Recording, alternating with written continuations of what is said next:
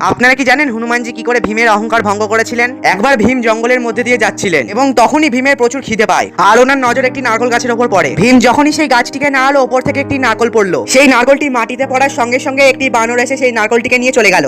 এই দেখে ভীম ক্রোধিত হলো এবং তিনি বললেন, কোনো ব্যাপার নেই, আমি আরেকটি নারকেল পেরে নেবো। এবং যখন ভীম পুনরায় সেই গাছটিকে জোরে নড়ালেন, তখন সেই গাছটি থেকে আরেকটি নারকেল পড়ছিল, কিন্তু সেই নারকেলটি মাটিতে পড়ার আগেই সেই বানরটি লাফ দিয়ে সেই নারকেলটিকে নিয়ে চলে যায়।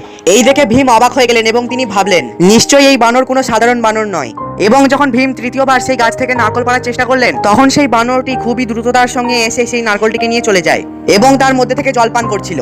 এই দেখে ভীম অনেক ক্রোধিত হয়ে যায় এবং ভীম সেই বানরটিকে ধরার চেষ্টা করে, কিন্তু ভীম সেই বানরটিকে ধরতে পারলেন না। তখন ভীম আরো ক্রোধিত হয়ে যান এবং সেই বানরটির ওপর একটি বড় পাথর ছুঁড়ে মারলেন, কিন্তু সেই পাথরটি বানরটির কাছে আসার আগেই ভেঙে টুকরো টুকরো হয়ে যায়। এই দেখে ভীম অবাক হয়ে যায় এবং তিনি বললেন, তুমি কে? তোমার আসল পরিচয় দাও। তখন সেই বানরটি গম্ভীর গলায় বলল, আমি তোমার ভ্রাতা। তখন ভীম বললেন, আমার ভ্রাতা তো শুধুমাত্র যুধিষ্ঠির, তাহলে তুমি কে? তখন সেই বানরটি ওনার আসল রূপে আসলেন। উনি আসলে স্বয়ং মহাবলী হনুমান ছিলেন। তখন ভীম হনুমানজিকে প্রণাম করলেন।